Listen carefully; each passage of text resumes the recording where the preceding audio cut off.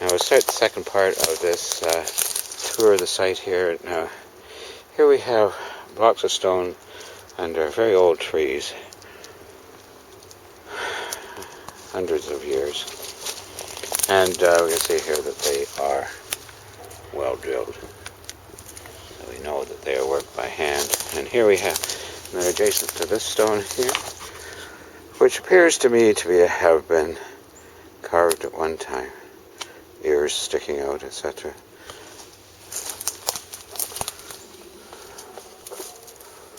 I'm sure that other people experienced in these matters would tend to agree, especially in light of the fact that Daniel Colas has visited this place. He is a renowned Egyptologist and certified it as genuine. Now here, if you look at the website, you'll see how I've compared this to a map of the sky. And this ditch runs snaking through the entire array here, down through, and this represents, I feel, the Milky Way. Now over here, running up this, what would be the area of Orion coming up over there, and the Milky Way does run up through the one side of Orion. But we have to keep in mind too, which a lot of people with pop theories don't really understand. The stars 12,000 years ago were in a completely different place. And the Milky Way has rotated, and the stars, well, they're going to be similarly associated. They're not going to have exactly the same pattern. And these two stars, I feel, represent the two lower stars in the constellation of Orion, this being Rigel here. Now, this one here, this is another block of nephrite. The most amazing thing, now that's quite large, several tons, but we have an even larger one here. It appears to have been cleaved off of it.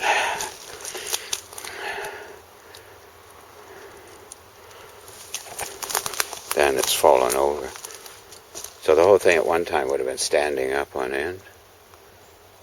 And this is I don't know how many tons of jade. That's 2 meters by, almost 3 meters by 3 meters. And then that piece there is about 3 meters by 2 meters. And that one's about a meter thick, and this one's a little less on average, but it is a very large block of nephrite. And over here, the other star, and bright star in Orion, is this rock, I feel, but now we have more physical evidence of intervention with humans in the past, and we have more drilling of the rocks, and they split the rock into many pieces. It's like the other big one that's drilled to the north of here. We have this rock, and it was drilled down through the center as well. I don't know if I can get a view of that. And it's all split apart over the millennia. Now we'll head over into this region here.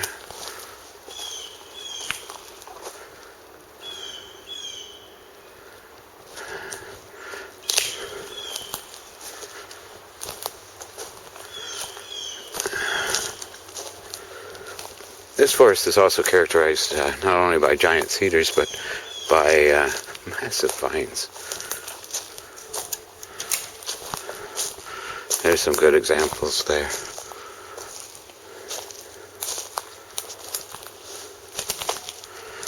Now, hopefully we can get over to this section here.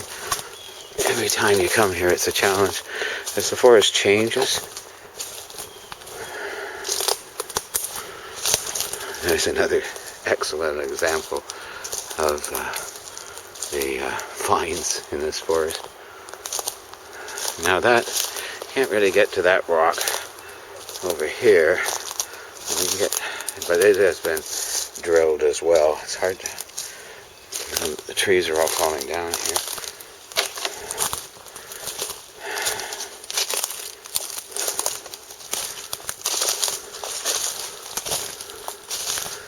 Let's see where we are at now.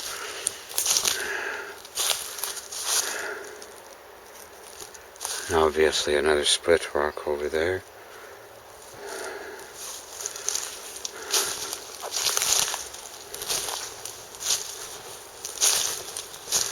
Now we won't be able to probably see much on this rock, but it's a feature here, and we can see it's surrounded by a large array of rocks.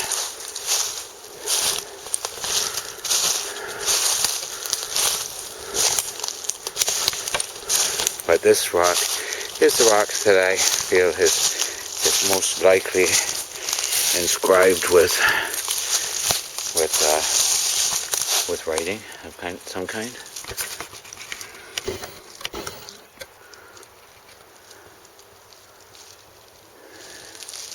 Now you can see the prominent X here that's been carved into it. And I'm not sure how well this will turn out in the video, but especially on bright days.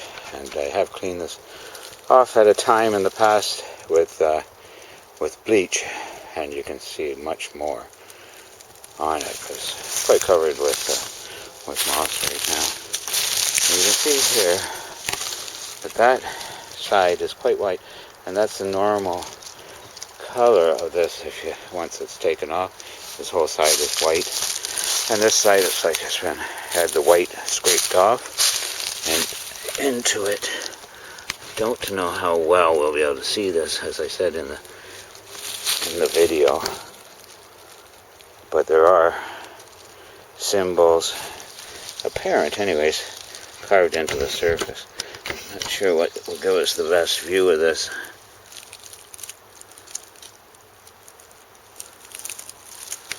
And so, anyways, now there are more drilled rocks over there. I want to try and get to another section here.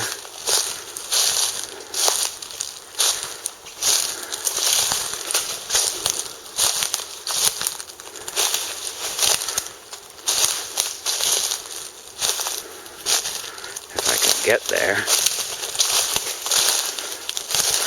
Yes, I think I see them coming up, maybe.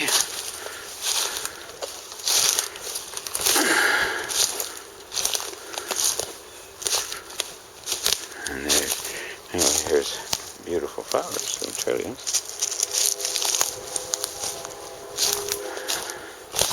Now, the two rocks that I said may represent the bottom two stars in Orion are there. And then just over here, we have a large array of rocks. Right there we have another drilled rock here.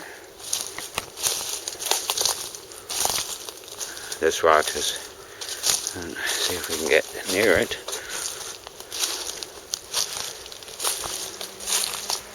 Let's see if we can find the drill holes here.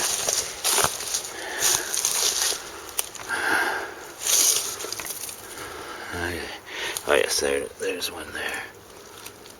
Let's see.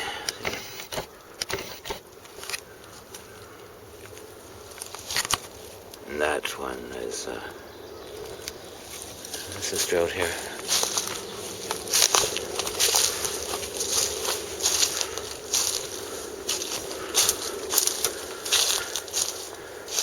And more trillium. Beautiful purple ones. Now, we should be near to the place that I am seeking. There it is over there. Again, those are the stones represent the bottom of Orion. So you'll see, and from this you'll get an idea of the scale of this. Because we've been walking quite a ways, And these stars represent what I feel are some of the other major stars of Orion. But there are 3 large blocks here. We come up to this.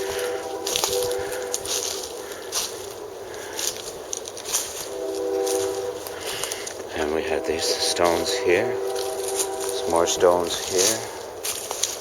And here we have them set out in a circle. There's another one, but it's underneath the ground here, and the trees are growing out of it. And we come back to this large stone, mostly underground. And then back to this. Now, it fits, and we have other stones here, but they certainly don't look like the arrangement that we have, other than the 2 base stones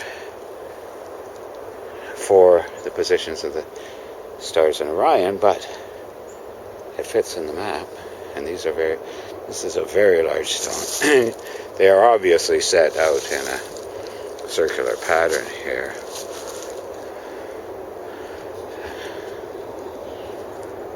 And that is the end of part 2.